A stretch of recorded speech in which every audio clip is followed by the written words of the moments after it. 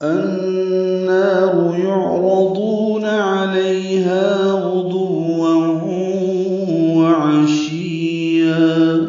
ان میں نون مشدد پہ غنہ ہے، یہ حمزہ عارضی ہے النار کا، جب پیچھے سے ملا کر پڑھتے ہیں تو وحاق بآل فرعون سوء العذاب النار ہوئے گا. یہاں سے ہم نے شروع کی اس لیے حمزہ پر زبر ڈالی ہے. النار نون مشدد پہ غنہ ہے، نار مدہ ہے، را پر ہے. یعرضون عین ساکن پہ اظہار، را پر ضاد پر دو واو مدہ. علیہا لیا لین ہے، ہا الف مدہ ہے، عین وسط حلق سے اور ہا اقصی حلق سے ادا کریں گے.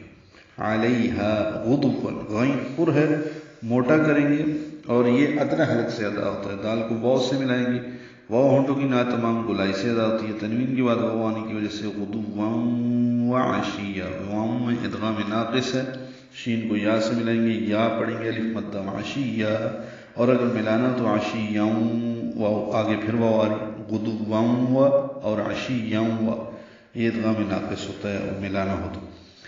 وَيَوْمَ تَقُومُ السَّاعَةُ، وَيَوْمَ واو لین ہے، یہ بھی ہونٹوں کی نا تمام گلائی سے ادا کریں گے. تقوم قاف پر ہے اور یقو واو مد ہے.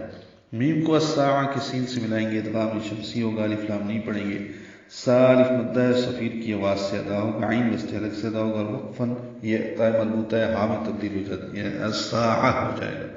وَيَوْمَ تَقُومُ السَّاعَةُ، یہاں بھی مگر ملا کے پڑھنا ہے، ویسے تو علامت قاف اور فاقف ہے، یہاں پہ رکنا بہتر ہے. احتمال ہوتا ہے قاری کے پڑھنے کا کہ وہ ملا کر پڑھے گا، اس لیے یہ علامت لکھی جاتی ہے. اور اگر ملا کر پڑھنا ہے تو وَيَوْمَ تَقُومُ السَّاعَةُ أَدْخِلُوا ہوگا. یہ حمزہ عارضی نہیں ہے، ٹیمپریری نہیں ہے، بلکہ مستقل ہے، اس کی زبر رہے گی، یہ ختم نہیں ہوتی. اگر یہاں پہ پیش ہوتی نا ادخلوا خواب کی پیش کے ساتھ تو پھر وہ عارضی ہوتی. یہ پہچان ادخلوا آل فرعون اشد العذاب.